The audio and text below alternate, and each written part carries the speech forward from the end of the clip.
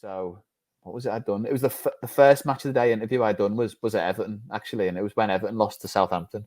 And that was the day where the board were told to stay away for the first time. Yeah. So, and like we lost 2-1 after going 1-0 up, and it was just, God, it was such a typical Everton performance of that time. It was horrible.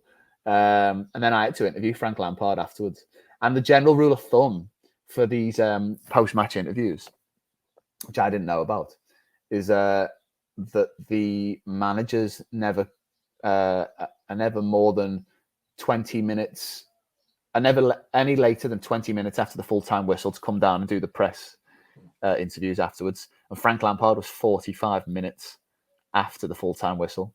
And like I'd interviewed Nathan Jones, and James Ward-Prowse, and James Tarkowski came down to do it.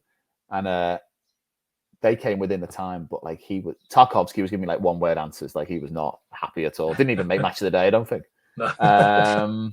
And then Lampard came down, and he just knew that like the questions, there wasn't going to be a single positive thing to come away from that interview. Like performance was dire. I think we scored off a corner, so it wasn't like, you know, a decent goal or anything. And then I can't remember what the first Southampton goal was, but the second was like a free kick.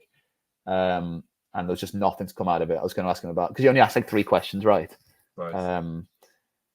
But yeah, I asked him 3 questions, and yeah, he was just so dour. And like I really like Frank Lampard, and I felt so bad for him, even though he's not the best manager in the world. You know, he seems like a nice fella, which is his downfall, I guess. But yeah, so I ended up staying like really late that day, which is completely strange. But normally it's a 5 o'clock finish, and you just jump in on the train or the bus with all the fans, except you've got a massive bag full of broadcasting gear. That's the only difference. Yeah, because I get the impression with Lampard, because he's been in the game for so long, I think he gets it. So even though he's in a bad mood because of the performance, I think you've probably looked out in that situation in a way, that it was him and not another manager with maybe a bad reputation for being a bit short, maybe.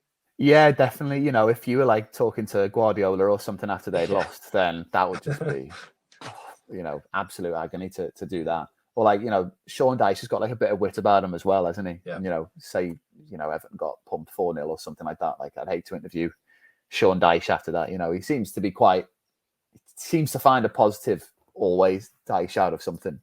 And he's like, oh, it just wasn't our day, move on to the next one. But yeah, some managers you wouldn't want to do it at all.